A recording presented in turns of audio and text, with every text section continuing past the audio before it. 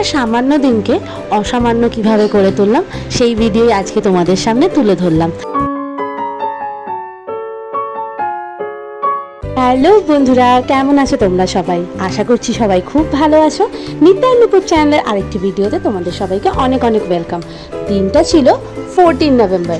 সকাল সকাল মিষ্টি রানীর পেছনে ব্রেকফাস্ট নিয়ে দৌড়াদৌড়ি চলছে। ইনি খাবেন না আর এনাকে মা খাইয়ে ছাড়বে। তারপর আর কি, যথারকমে খাইয়ে দাইয়ে ধরে বেঁধে বাসি বিছনাটা তুলে ফেললাম।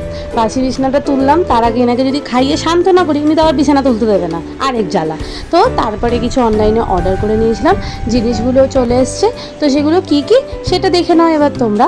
মাটিতে বসে যে কাটবো তার উপায় নেই, মিষ্টি রানী এসে বারবার করে টানা হিচড়া করছে, এই জন্য টেবিলের উপর রেখে এটাকে কাটছি।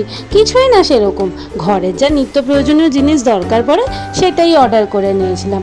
যেমন তোমার দুধ, হ্যাঁ, মিষ্টি দই, আর তার সাথে হঠাৎ করে দেখলাম কিছু জিনিসে অফার চলছে। এই যে মিষ্টি দইটা, এটা আমার খুব ভালো লাগে, তাই এটাকে আমি মিষ্টিকেও খাওয়াই আবার নিজেও খাই। আর দুধটা তো লাগেই ঘরে, ঠিক আছে।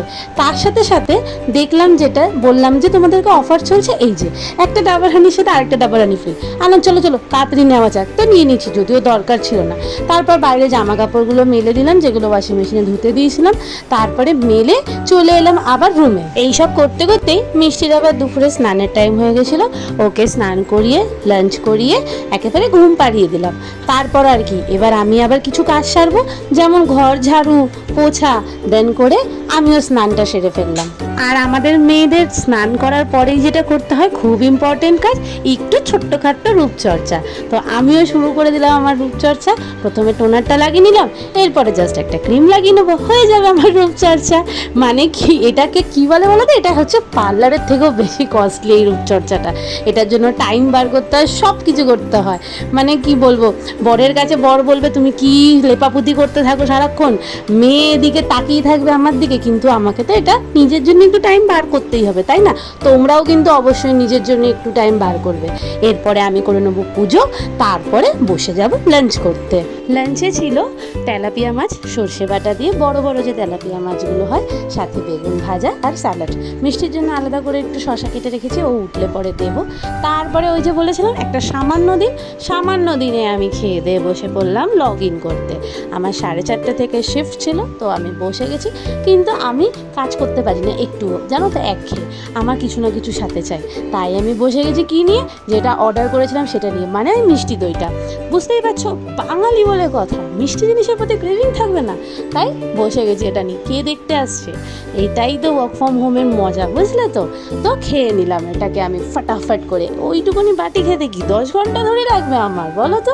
তোমাদের কার কার এই মাদার ডেয়ারির মিষ্টি দইটা ভালো লাগে কমেন্ট করে আমাকে জানাবে। আমার তো সত্যি ভালো লাগে, কারণ দিল্লিতে তো আর কলকাতার মতো মিষ্টি দই পাই না।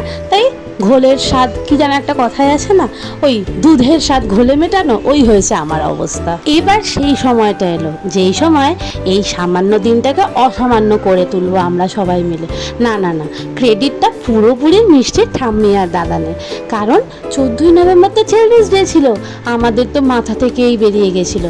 তারপর হঠাৎই সন্ধ্যেবেলা মিষ্টির ঠাম্মি আর দাদান এই কেকটা নিয়ে এলো। ও কি মজা! কিন্তু ঠাম্মি আর দাদানের সামনে কাটতে পারিনি, যেহেতু আমি একটু অফিসের কাজে বিজি ছিলাম। কিন্তু তারপরে যখন আমি একটু ফ্রি হলাম, তখন আমরা 3 জনে মিলে কাটলাম। মা বাবা ভালোই দিল বলো কেকটা এনে, হেভি করলো।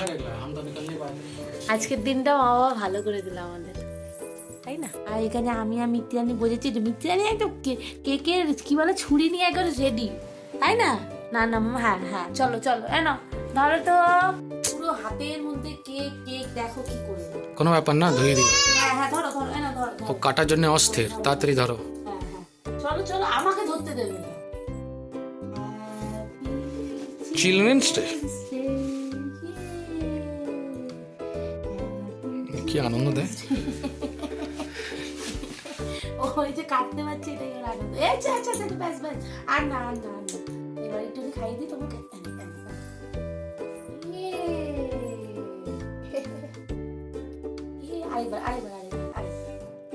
এই ছিল আমাদের অসামান্য দিনের ঘটনা। জানিও তোমাদের কেমন লাগলো। দেখা হবে খুব শিগগিরই। সবাই খুব ভালো থেকো, সুস্থ থেকো, নিজেদের যত্ন নেকো, আর আমাদের পাশে থেকো। Tata, bye bye.